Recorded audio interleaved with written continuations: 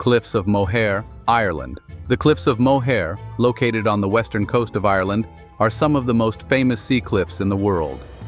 Rising 700 feet above the Atlantic Ocean, these cliffs stretch for over 5 miles, offering breathtaking views of the rugged Irish coastline. On clear days, visitors can even see the Aran Islands and Galway Bay in the distance. The Cliffs of Moher are not just about height, they are also a haven for wildlife. Home to thousands of seabirds, including puffins, guillemots, and razorbills, these cliffs are a birdwatcher's paradise.